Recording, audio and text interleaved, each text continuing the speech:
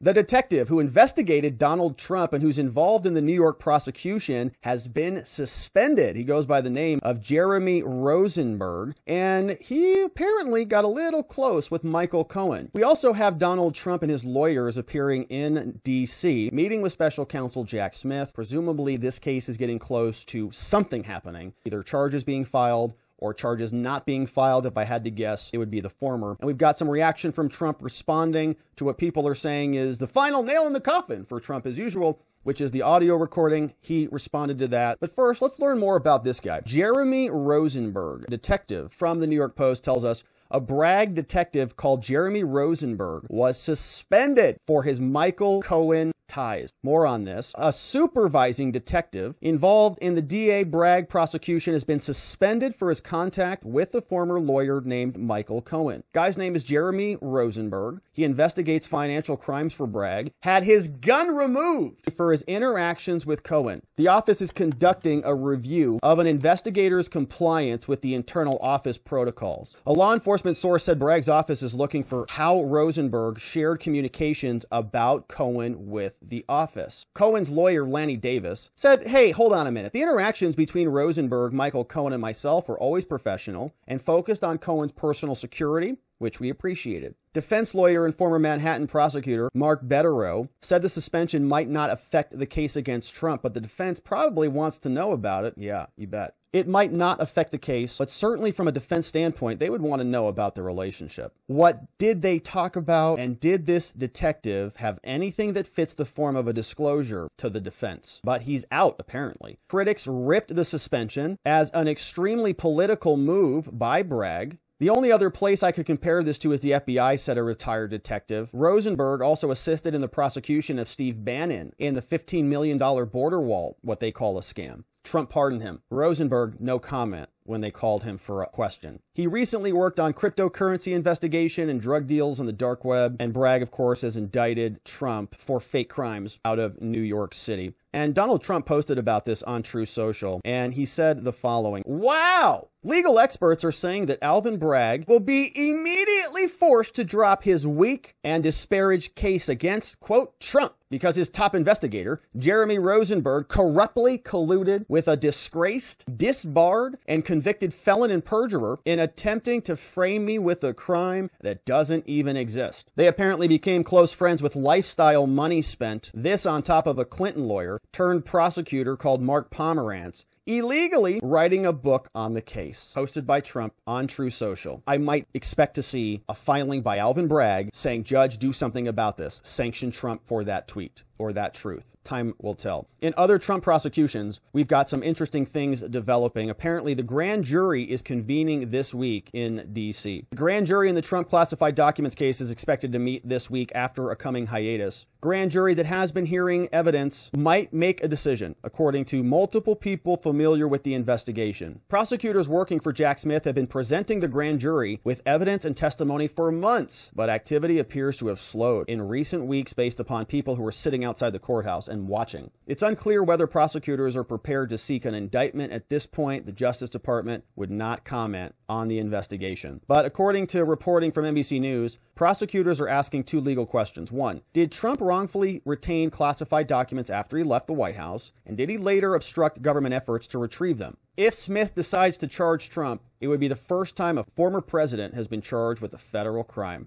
Trump says he's broken no laws and that this is a witch hunt. Now, Trump's lawyers showed up in D.C. to communicate about this. They asked the Justice Department, don't charge Trump. This is a very high stakes meeting. Jack Smith was there himself. He's leading the probe, and you see Trump's team showing up. We got Lindsey Halligan, John Rowley, James Trusty, all exit the Department of Justice in Washington. Attorneys for Trump went to the DOJ on Monday to make their case that the government should not charge Trump in connection with the documents. Halligan, Rowley, Trusty, they spent about 2 hours there at the DOJ. They left without speaking to reporters. They met with the DOJ personnel, including Jack Smith. But guess who was not there? Merrick Garland or Lisa Monaco. The Justice Department declined to comment. It's not uncommon for high-profile defense attorneys to meet with prosecutors. Two Trump advisors briefed on Monday meeting said that they could continue to believe that Smith will finalize a charging decision in the coming weeks. Advisors said they are preparing for a potential indictment of Trump, and the meeting did not change their expectations. Here's what it looked like as the lawyers went into the building. We have new video into CBS News. Former President Trump's lawyers arrived at the Justice Department earlier this morning. They had requested a meeting with federal law enforcement officials. Several sources with knowledge of the investigation into the handling of classified documents say a charging decision is coming soon. We're following this story for you, and we'll bring you more information as we get it.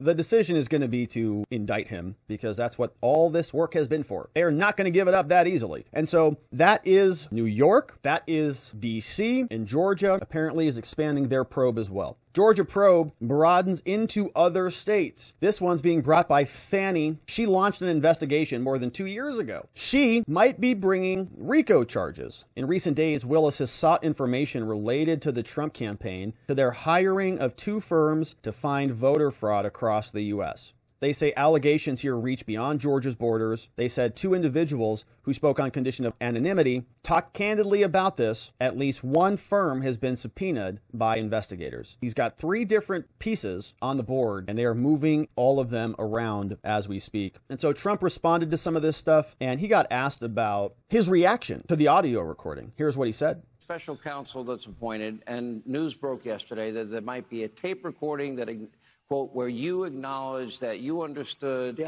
that these were classified documents. First of all, do you know who this call may be with? Do you know anything about it? No, I don't know anything about it. All I know is this. Everything I did was right. We have the Presidential Records Act, which I abided by 100%.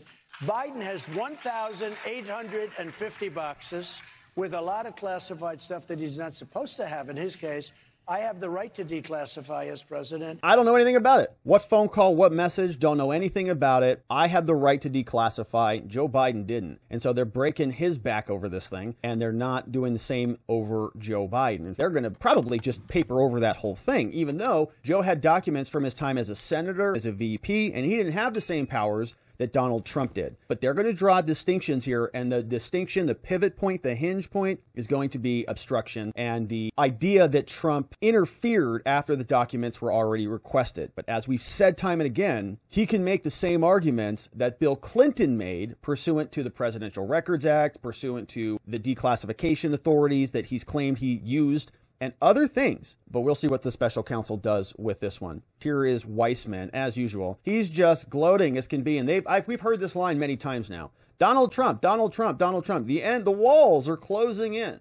If this reporting is true, I'm trying not to use hyperbole, this is game over. You do that all the time, Andrew. There's Hello. no way that he will not be charged. One, it's a tape recording. Even though the reporting is there are also witnesses, so there could be tape recording with witnesses. It involves not just possession of classified information, but dissemination of classified information. That puts it into a completely different ballpark when you're at the Department of Justice examining the seriousness of the violation and whether to bring charges. It also is a separate crime to disseminate versus just possess. I like how he's talking about it as though these people at the DOJ are going through this very nonpartisan, apolitical, logical justification for this. Gosh, you know, it's former president. Should we charge him? Should we not? I mean, let's really look at this evidence in a light most favorable to Trump. I mean, we really don't want to charge him. We're prosecutors. We're here to do justice, not to do convictions, right? Let's give this a fair shake. Do you think that is going on at all? No. All these people wake up. They're all appointed because they've got a vicious, rabid, anti-Trump disposition, and they're in these positions to go get it done. It differentiates Biden and Pence. So from just a political perspective, it's huge because it's a way of saying there's no evidence that this happened with respect to President Biden or former Vice President Pence. The information is not just classified information. It's one of the most sensitive types of classified information, which is war plans involving potential attack on Iran. So from every single aspect of this, if this reporting is accurate and there is this tape recording, there will be an indictment. And it is hard to see how, given all of the evidence that we've been talking about, that there will not be a conviction here. All right. So Andrew Weismann, very excited about this. Trump's going to be indicted. any minute now. Just keep holding your breath. I continue to say this. I don't think the Democrats or the people who are bloodthirsty with lust in their hearts to just take out their political enemies, I don't think they understand exactly what they're doing. The Republicans, if they're going to survive, will have to respond in kind, and the pendulum will swing both ways. And it might result in Donald Trump sweeping to victory. We'll see.